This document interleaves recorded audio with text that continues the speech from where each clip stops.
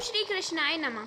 नमस्कार आप सभी भगवत प्रेमियों को। तो आज इस वीडियो में हम आपको भगवत गीता के 9वें अध्याय को महत्तम सहित सुनाने जा रहे हैं, जिसका श्रवण करने से मनुष्य सभी पापों से मुक्त हो जाता है और परम पद को प्राप्त होता है। तो सुनते हैं भगवत गीता के 9वें अध्याय का महत्तम। सुनिए। महादेव जी कहते हैं, पार्वती, अब मैं आदर पूर्वक 9वें अध्याय के महत्तम का वर्णन करूँगा, तुम स्थिर होकर सुनो। नर्मदा के तट पर महिष्मती नाम की एक नगरी है। वहाँ माधव नाम के एक ब्राह्मण रहते थे, जो वेदांगों के तत्वज्ञ और समय समय पर आने वाले अतिथियों के प्रेमी थे। उन्होंने विद्या के द्वारा बहुत धन कमाकर एक महान यज्ञ का अनुष्ठान आरंभ किया। उस यज्ञ में बलि देने के लिए एक बकरा मंगाया गया। जब उसके शरीर की पूजा हो रही थी, तब सबको आश्चर्य में डालते हुए उस बकरे ने हंसकर उच्च स्वर से कहा, ब्राह्मण, इन बहुत से यज्ञों द्वारा क्या लाभ है? इनका फल तो नष्ट हो जाने वाला है तथा ये जन्म, जरा और मृत्यु के भी कारण है। यह सब करने पर भी मेरी जो वर्तमान दशा है, इसे देख लो। बकरे के इस अत्यंत कौतूहलजनक वचन को सुनकर यज्ञ मंडप में रहने वाले सभी लोग बहुत ही विस्मित हुए। तब वे यजमान ब्राह्मण हाथ जोड़ अपलक नेत्रों से देखते हुए बकरे को प्रणाम करके श्रद्धा और आदर के साथ पूछने लगे। ब्राह्मण बोले, आप किस जाति के थे? आपका स्वभाव और आचरण कैसा था तथा किस कर्म से आपको बकरे की योनि प्राप्त हुई? यह सब मुझे बतलाइए। बकरा बोला, ब्राह्मण, मैं पूर्व जन्म में ब्राह्मणों के अत्यंत निर्मल कुल में उत्पन्न हुआ था। समस्त यज्ञों का अनुष्ठान करने वाला और वेद विद्या में प्रवीण था। एक दिन मेरी स्त्री ने भगवती दुर्गा की भक्ति से विनम्र होकर अपने बालक के रोग की शांति के लिए बलि देने के निमित्त मुझसे एक बकरा मंगाया। तत्पश्चात जब चंडिका के मंदिर में वह बकरा मारा जाने लगा, उस समय उसकी माता ने मुझे श्राप दिया, ओ ब्राह्मणों में नीच पापी, तू मेरे बच्चे का वध करना चाहता है, इसलिए तू भी बकरी की योनि में जन्म लेगा। द्विज श्रेष्ठ, तब कालवश मृत्यु को प्राप्त होकर मैं बकरा हुआ। यद्यपि मैं पशु योनि में पड़ा हूँ, तो भी मुझे अपने पूर्व जन्मों का स्मरण बना हुआ है। ब्राह्मण, यदि आपको सुनने की उत्कंठा हो तो मैं एक और भी आश्चर्य की बात बताता हूँ। कुरुक्षेत्र नाम का एक नगर है, जो मोक्ष प्रदान करने वाला है। वहाँ चंद्र शर्मा नाम का एक सूर्यवंशी राजा राज्य करते थे। एक समय जब कि सूर्य ग्रहण लगा था, राजा ने बड़ी श्रद्धा के साथ काल पुरुष का दान करने की तैयारी की। उन्होंने वेदांगों के पारगामी एक विद्वान ब्राह्मण को बुलवाया और पुरोहित के साथ वे तीर्थ के पावन जल से स्नान करने को चले। तीर्थ के पास पहुंचकर राजा ने स्नान किया और 2 वस्त्र धारण किए। फिर पवित्र एवं प्रसन्नचित्त होकर उन्होंने श्वेत चंदन लगाया और बगल में खड़े हुए पुरोहित का हाथ पकड़कर तत्कालोचित मनुष्यों से गिरे हुए अपने स्थान पर लौट आए। आने पर राजा ने यथोचित विधि से भक्ति पूर्वक ब्राह्मण को काल पुरुष का दान दिया। तब काल पुरुष का हृदय चीरकर उसमें से एक पापात्मा चांडाल प्रकट हुआ। फिर थोड़ी देर के बाद निंदा भी चांडाली का रूप धारण करके काल पुरुष के शरीर से निकली और ब्राह्मण के पास आ गई। इस प्रकार चांडालों की वह जोड़ी आंखें लाल किए निकली और ब्राह्मण के शरीर में हठात प्रवेश करने लगी। ब्राह्मण मन ही मन गीता के 9वें अध्याय का जप करते थे और राजा चुपचाप यह सब कौतुक देखने लगे। ब्राह्मण के अंतःकरण में भगवान गोविंद शयन करते थे, वे उन्हीं का ध्यान करने लगे। ब्राह्मण ने जब गीता के 9वें अध्याय का जाप करते हुए अपने आश्चर्यभूत भगवान का ध्यान किया, उस समय गीता के अक्षरों से प्रकट हुई विष्णु दूतों द्वारा पीड़ित होकर वे दोनों चांडाल भाग चले। उनका उद्योग निष्फल हो गया। इस प्रकार इस घटना को प्रत्यक्ष देखकर राजा के नेत्रों में आश्चर्य से चकित हो उठे। उन्होंने ब्राह्मण से पूछा, विप्रव, इस महाभयंकर आपत्ति को आपने कैसे पार किया? आप किस मंत्र का जाप तथा किस देवता का स्मरण कर रहे थे? वह पुरुष तथा वह स्त्री कौन थी? वे दोनों कैसे उपस्थित हुए? फिर वे शांत कैसे हो गए? यह सब मुझे बतलाइए।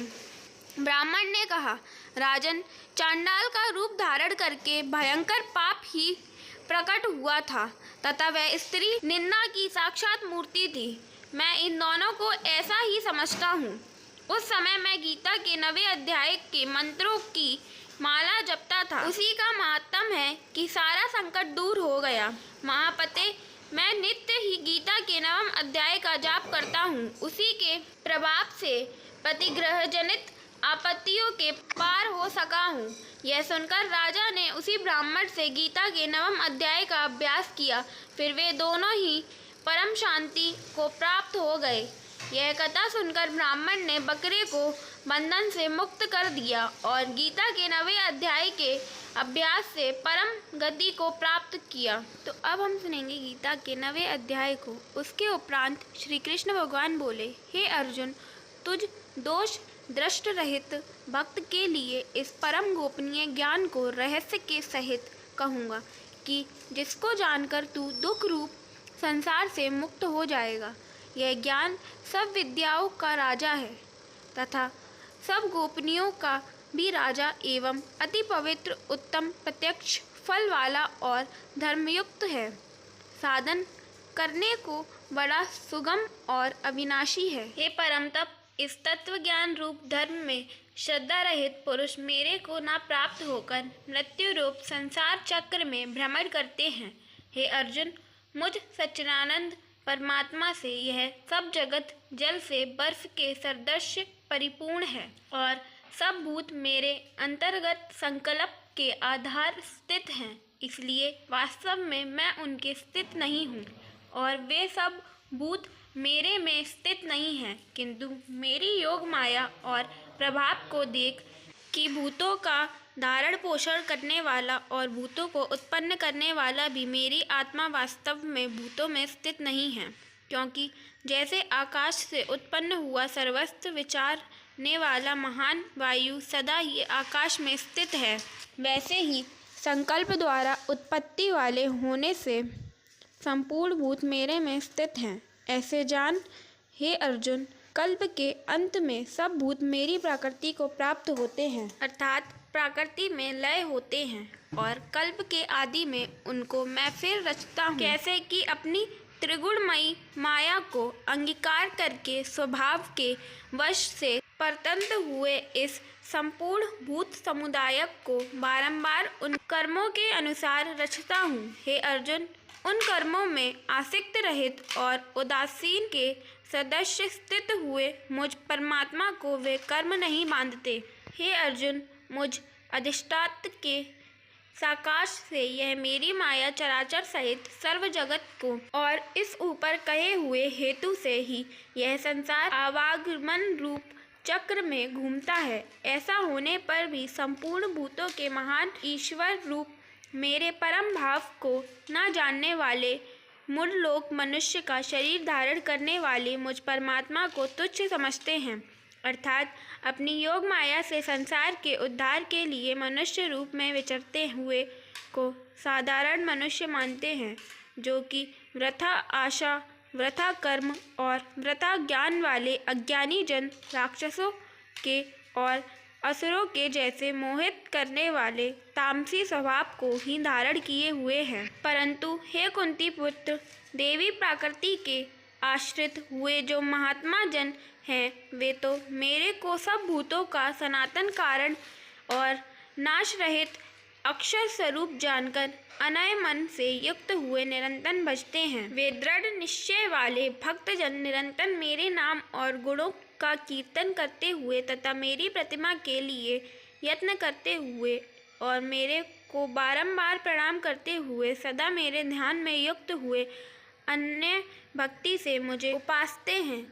उनमें कोई तो मुझे विराट स्वरूप परमात्मा को ज्ञान यज्ञ के द्वारा पूजन करते हुए एक तत्व भाव से, अर्थात जो कुछ है सब वासुदेव ही हैं, इस भाव से उपासते हैं और दूसरे व्रतवत भाव से अर्थात स्वामी सेवक भाव से, और कोई कोई बहुत प्रकार से भी उपासते हैं, क्योंकि क्रतु अर्थात श्वेत कर्म मैं हूँ, और यज्ञ अर्थात पंच महायज्ञादिक समार्थ कर्म मैं हूँ।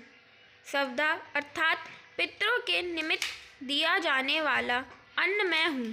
औषधि अर्थात सब वन संपत्तियाँ मैं हूँ, एवं मंत्र मैं हूँ, घृत मैं हूँ, अग्नि मैं हूँ, और हवन रूप क्रिया भी मैं ही हूँ।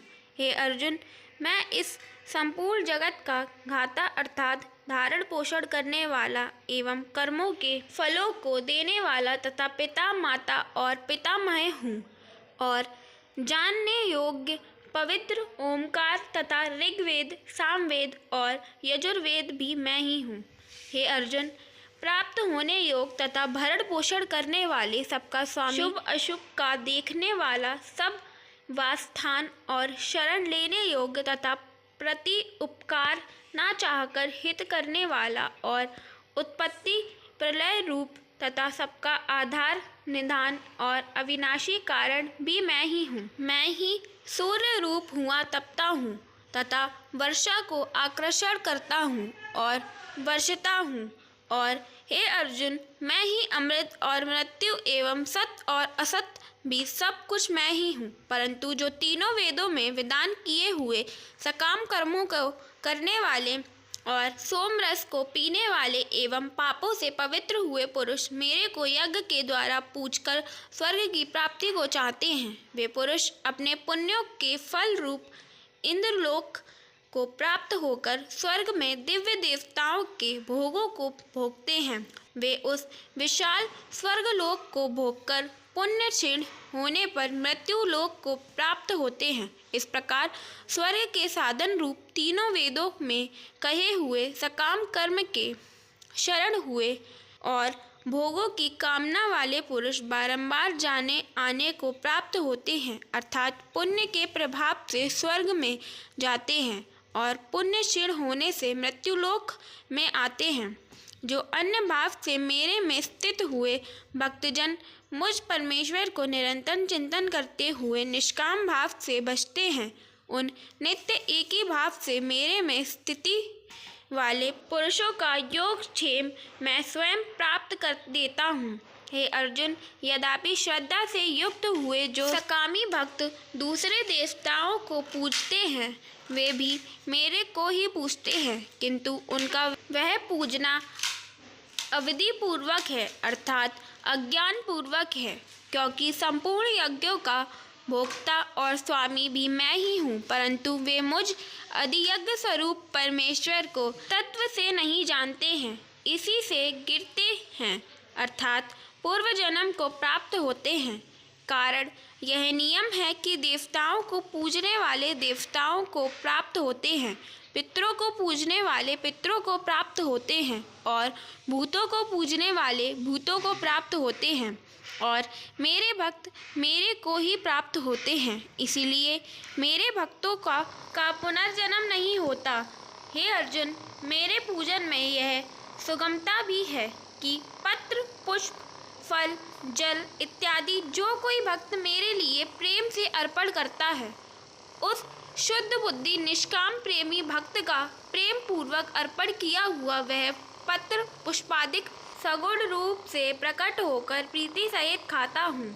इसीलिए हे अर्जुन, तू जो कुछ कर्म करता है, जो कुछ खाता है, जो कुछ हवन करता है, जो कुछ दान देता है, जो कुछ स्वधर्म चरण रूप तप करता है, वह सब मेरे में अर्पण है। इस प्रकार कर्मों को मेरे अर्पण करने रूप संन्यास योग से युक्त हुए मन वाला तू शुभाशुभ फल रूप कर्म बंधन से मुक्त हो जाएगा और उनसे मुक्त हुआ मेरे को ही प्राप्त होवेगा। यद्यपि मैं सब भूतों में समभाव से व्यापक हूँ, ना कोई मेरा अप्रिय है और ना प्रिय है, परंतु जो भक्त मेरे को प्रेम से भजते हैं वे मेरे में और मैं भी उनमें प्रत्यक्ष प्रकट हूँ। मेरी भक्ति का और भी प्रभाव सुन। यदि कोई अतिशय दुराचारी भी अन्य भाव से मेरा भक्त हुआ मेरे को निरंतर बख्शता है, वह साधु ही मानने योग्य है, क्योंकि वे यथार्थ निश्चय वाला है, अर्थात उसने भली प्रकार निश्चय कर लिया है कि परमेश्वर के भजन के समान अन्य कुछ भी नहीं है। इसलिए वह शीघ्र ही धर्मात्मा हो जाता है और सदा रहने वाली परम शांति को प्राप्त होता है। हे अर्जुन, तू निश्चय पूर्वक सत्य जान कि मेरा भक्त नष्ट नहीं होता, क्योंकि हे अर्जुन, स्त्री, वैश्य और शूद्रादिक तथा पाप योनियों वाले भी जो कोई होवे, वे भी मेरे शरण होकर तो परम गति को ही प्राप्त होते हैं। फिर क्या कहना है कि पुण्यशील ब्राह्मण जन तथा राजश्री भक्त जन परम गति को प्राप्त होते हैं। इसलिए तू सुख रहित और क्षणभंगुर इस मनुष्य शरीर को प्राप्त होकर निरंतर मेरा ही भजन कर, अर्थात मनुष्य शरीर बड़ा दुर्लभ है, नाशवन और सुख रहित, इसलिए काल का भरोसा न करके तथा अज्ञान से सुख रूप भासने वाले विषय भोगों में न फंसकर निरंतर मेरा ही भजन कर। केवल मुझ सच्चिदानंद वासुदेव परमात्मा में ही अन्य प्रेम से नित्य निरंतर अचल मन वाला हो और मुझ परमेश्वर को ही श्रद्धा प्रेम सहित निष्काम भाव से नाम गुण और प्रभाव के श्रवण कीर्तन मनन और पठन पाठन द्वारा निरंतर भजने वाला हो तथा मुझ शंख चक्र गदा पद्म और किरीट कुंडल आदि भूषणों से युक्त पीताम्बर वनमाला और कौस्तुभ मणिधारी भगवान विष्णु का मन वाणी और शरीर के द्वारा सर्वस्व अर्पण करके अतिशय श्रद्धा भक्ति और प्रेम से विहलता पूर्वक पूजन करने वाला हो और मुझ सर्वशक्तिमान विभूति बल ऐश्वर्य मधुर गंभीरता उदारता वत्सल और सुहृदता आदि गुणों से संपन्न सबके आश्रय रूप वासुदेव को विनय भाव पूर्वक भक्ति सहित साष्टांग दंडवत प्रणाम कर इस प्रकार मेरे शरण हुआ तू आत्मा को मेरे में एक ही भाव करके मेरे को ही प्राप्त होवेगा। गीता के 9वें अध्याय को सुनने के लिए धन्यवाद। जय श्री हरि, जय श्री कृष्ण।